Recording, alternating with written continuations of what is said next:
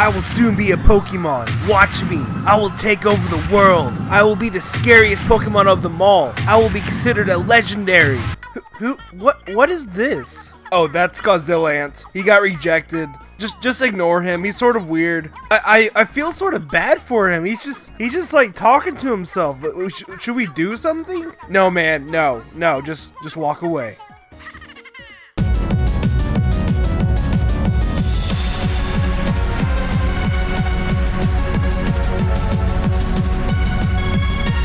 What is going on, guys? This is Dobbs here, bringing you another Pokemon video. And I want to ask you something. Have you ever asked yourself, are there more Pokemon out there? Pokemon that just never made it to the game? Pokemon that are lost in old desks and forgotten? Well, let me tell you, there are hundreds, if not thousands of Pokemon designs out there that just never made it to the game. And in this video, I'm going to show you 15 of them, ranking from my least favorite to my favorite. And keep in mind, these 15 Pokemon I'm about to show you were meant for Pokemon Red and Blue and Pokemon Gold and Silver, except for one, which was meant for Pokemon Ruby and Sapphire. So that means these unreleased Pokemon are over 15 years old. And no, these are not fake, these are confirmed on Bulbapedia. And I'll leave the link in the description below. Oh, and one more thing before we start. I plan to make a top 10 beta Pokemon video. And if you don't know what beta means, it means it's a previous version of the final thing. So if this beta Pikachu has an annotation on it, that means it's done and released. And if you're on your phone or something, just look in the description below. So without further ado,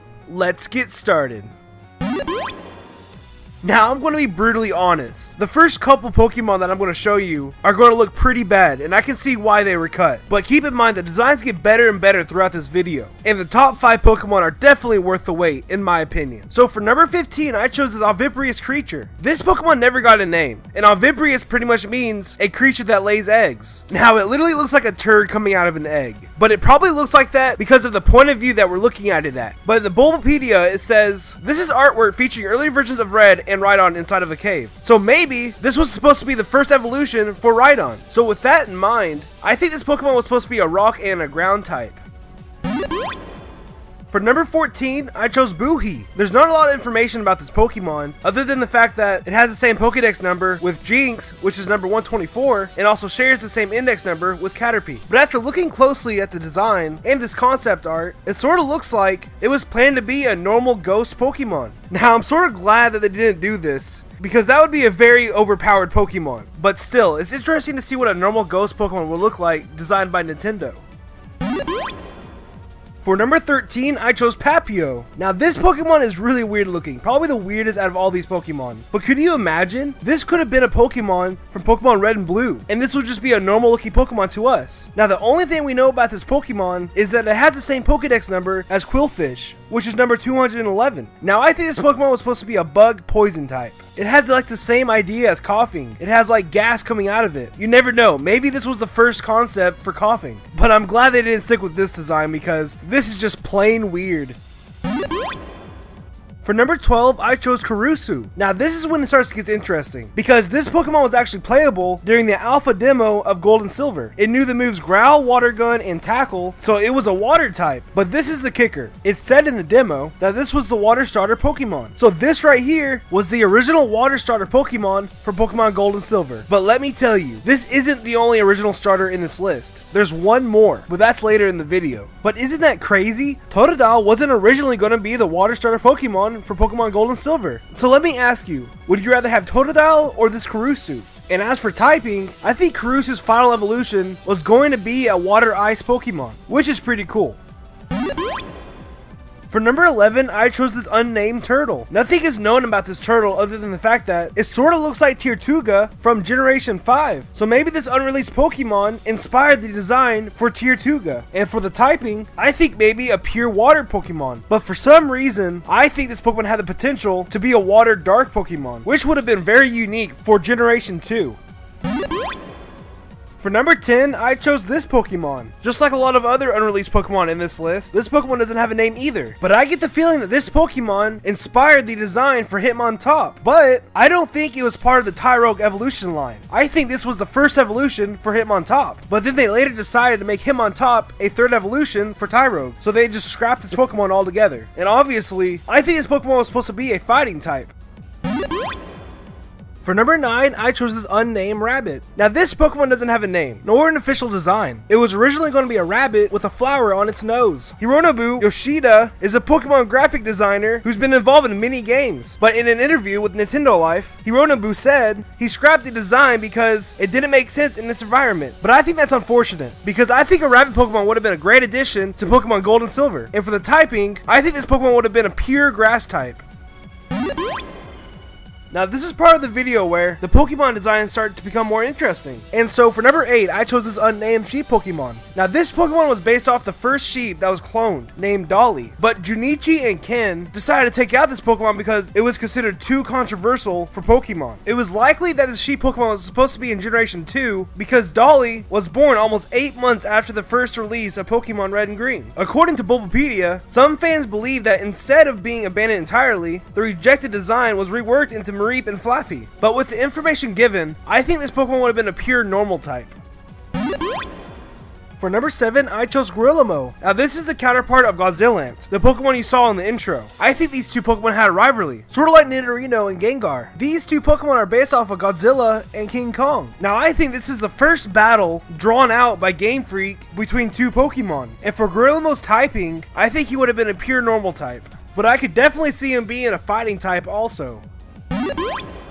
For number 6, I chose Cabine. I know what you're thinking. Why would you choose this Pokemon? This literally looks like a Jigglypuff with a human face. Well, the fan art is what got me. After seeing the concept art recreated into this awesome HD image, I think it looks amazing. It looks like a raccoon with a leaf on its head. Like, that is just so unique and awesome. It's basically a Jigglypuff that's a grass type. It states on the Bulbapedia that this could be an early prototype of Snorlax because it somewhat resembles a simplified caricature of Koji Nishino. And if you didn't know, Snorlax was based off of Koji Nishino, and he's basically a game designer for Pokemon. And so for the typing that I would choose for Cabine would be a pure grass type, but then adopt the dark type in Generation 2. Alright, so this one's going to blow your mind. Sometimes referred to as Latizikin or Latikin, mostly by the fans, this creature shares traits with both Latias and Blaziken. Now, I'm just very curious. Was this originally going to be the starter Pokemon or the legendary Pokemon? With this picture of the female trainer flying on this fusion Pokemon, it makes me believe that this was going to be the starter final evolution. But that makes me wonder what would fill the spot with Latios. Would Latios just be a single legendary Pokemon with no counterpart? Did Latios even exist when this creature was created? Who knows, but this is probably one of the most interesting things that I've seen in Pokemon. And for the typing, I think this Pokemon is definitely going to be a fire flying Pokemon. So do you remember when I said that there was another original starter in this list? Well, here it is. Honoguma, the original fire starter Pokemon for Pokemon Gold and Silver. This Pokemon knew Ember, Scratch, and Leer in the alpha version of the game. We know that this was going to be a fire bear Pokemon because Hono means flame and Kuma means bear. And also, some fans believe that this was an early version of Teddiursa. To me, this Pokemon looks like a mixture of Pikachu and some kind of bear. And as for the typing, I think it was going to be a pure fire type.